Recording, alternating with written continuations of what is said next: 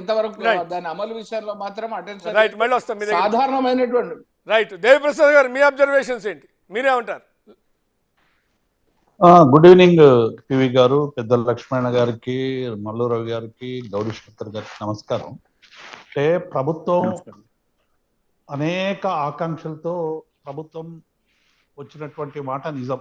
ఎందుకంటే గత ప్రభుత్వంలో ఏది చేయలేదని ఒక భ్రమలు కల్పించి అన్నీ మేం చేస్తాం అనేటువంటి హామీతో ఈ ప్రభుత్వం గద్దెనెక్కింది అనేటువంటిది చాలా వాస్తవంగా కనబడతా ఉంది. ఇవి ఏవి కూడా ఇలా ఈ నెల రోజుల పాలన అనేటువంటిది రైతులలో గందరగోళం లేపింది, స్పష్టత లేదు. ఈ హామీల పట్ల కాంగ్రెస్ పార్టీ ఇన్ని హామీలు ఇచ్చింది, ఈ హామీలు అమలు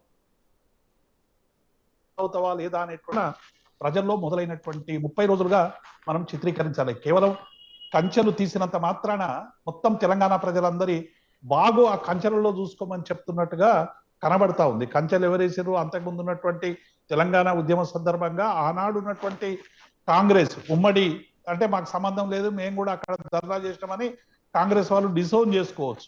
కానీ అప్పుడు ఉన్నటువంటి ప్రభుత్వం వేసినటువంటి వాటిని ఆ తర్వాత క్రమంలో ఏమైనా కొంత ఎక్స్టెండ్ చేస్తే చేసి ఉండొచ్చు, అంతే. ఇప్పుడు రేవంత్ రెడ్డి ఇంటి దగ్గర ఉంటాయి, అసెంబ్లీ దగ్గర ఉంటాయి. ఎందుకంటే ప్రభుత్వం అన్నాక కొన్ని శాంతి భద్రతలకు సంబంధించినటువంటి చర్యల్లో భాగంగా వస్తున్నటువంటివి. ఇప్పుడు ప్రగతి భవన్ దగ్గర ముఖ్యమంత్రి లేడు, అట్లాగే అక్కడ ముఖ్యమంత్రికి ఉండాల్సినటువంటి బందోబస్తు ఉండదు. ఇప్పుడు బట్టి విక్రమార్క గారు ఉన్నారు, పొన్నం ప్రభాకర్ గారు ఇంతకుముందు ఎక్కడో ప్రెస్ మీట్ లో మీ స్వేదాలు చెప్పాలన్నాడు. మేము కూడా డిమాండ్ చేస్తున్నాం, మాకున్నటువంటి ఏదైతే సౌధాలు అని చెప్పారో ఆ సౌధంలో ఇలా బట్టి విక్రమార్క గారు ఉంటున్నారు. అందులో ఎన్ని రూములు ఉన్నాయి, ఎన్నడి బుల్లెట్ ప్రూఫ్లు బాత్రూములు ఉన్నాయి, 250 రూములు అని చెప్పి చిత్రీకరించారు. అందులో ప్రేయర్ థియేటరు, స్విమ్మింగ్ పూలు, రకరకాలుగా ప్రచారాలు జరిగినాయి కదా. నేను బట్టి విక్రమార్క గారికి ప్రభుత్వానికి మీ ద్వారా విజ్ఞప్తి చేస్తున్నా, ప్రగతి భవన్లో ఎన్ని రూములు ఉన్నాయి, ఏమున్నాయని చెప్తే ప్రజలకు కూడా తేలిపోతుంది. దాన్ని ఒక భయంకరమైనటువంటి పద్ధతిలో చిత్రీకరించేటువంటి ప్రయత్నం చేసింది. రెండవది, రేవంత్ రెడ్డి గారు పెద్దలు గౌరీశంకర్ గారు ఉన్న డిబేట్లు కాబట్టి ఒకటి గుర్తు చేస్తారు. ఇలా గౌరీశంకర్ గారు పెట్టినటువంటి పోస్టులు నేను చూసిన. ముఖ్యమంత్రి గారు ఏం ఆదేశించారు? ట్రాఫిక్ కు సంబంధించి నేను ఎక్కడ పోయినా ప్రజలకు ఆపొద్దు, ట్రాఫిక్ సజావుగా సాగాలని గౌరవ ముఖ్యమంత్రి గారు ఆదేశించినట్టుగా పత్రికల్లో వచ్చింది, వారు కూడా చెప్పినట్టుగా విన్నాం. కానీ ఆచరణలో జరుగుతున్నది ఏమిటో ఇలా గౌరీశంకర్ గారి పోస్ట్ చూసిన. ఇలా ఆసుపత్రికి నిన్న కోమటిరెడ్డి వెంకటరెడ్డి గారి దగ్గరికి రేవంత్ రెడ్డి గారు పోతే 4 గంటల పాపలో ఆసుపత్రిలో రోగులను ఇబ్బంది వచ్చేటువంటి ప్రయత్నం చేసినటువంటి విషయాన్ని గౌరీశంకర్ గారు తన పోస్టు ద్వారా పెట్టింది. నేను ఏమంటున్నా, చెప్తున్నాయి చాలా ఆదర్శవాదంగా ఉన్నాయి, ఆచరణలో ఏం జరుగుతున్నాయి కూడా ప్రభుత్వం గ్రహించాలనేటువంటి విషయాన్ని నేను మీ ద్వారా ప్రభుత్వానికి విజ్ఞప్తి చేస్తా ఉన్నాను. వాళ్ళు మేము 2 గ్యారంటీలు చేసినాం, ఏమి తొందర అని చెప్తా ఉన్నాం. మాకేం తొందర లేదు, మీరు 100 రోజులని చెప్పారు. కానీ మీరు చెప్పినటువంటి మాటల్ని ఒకసారి ఒక బాధ్యత గలటువంటి ప్రతిపక్షంగా మేము చెప్తా ఉన్నాం. మీరు 9వ తారీఖు నాడు ఇందిరమ్మ రాజ్యం వస్తుంది, ఇందిరమ్మ రాజ్యాంగానే మీకు రైతు బంధు పడుతుంది, 10,000 నుంచి రైతు భరోసా మీద 15,000 పడుతుందని చెప్పారు, రుణమాఫీ చేస్తామని చెప్పారు, మెగా డిఎస్సి మొదటి క్యాబినెట్ లోనే మేము తీసుకుంటామని చెప్పారు. నేను ఏమంటున్నా అంటే, మీరు ఏం చెప్పినా 100 రోజులు అనేది మాక్సిమం సీలింగ్. ఇంతకుముందు లక్ష్మణ గారు చెప్పినట్టు ఒక రన్ నుంచి 100 వరకు చేరుకునేటువంటి విషయంలో ప్లేయర్ కరెక్ట్ గా ఆడుతున్నాడా లేదా, రన్స్ చేస్తున్నాడా లేదా తెలవడానికి ప్రామాణికం ఏంటంటే మీరు అమలు చేస్తున్నది. ఇలా 2 అమలు చేసినామని చెప్తా ఉన్నారు.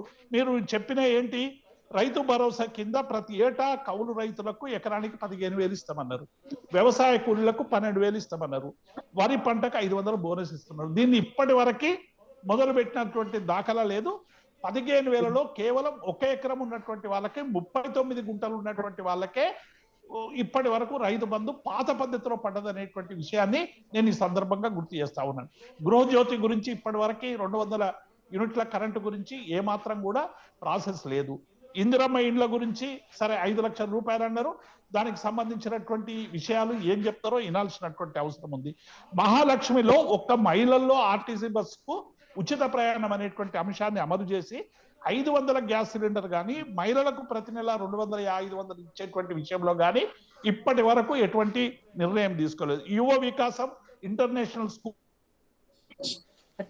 అమలు సంవత్సరమైనా 2 ఏళ్ళైనా పెట్టుకోవచ్చు.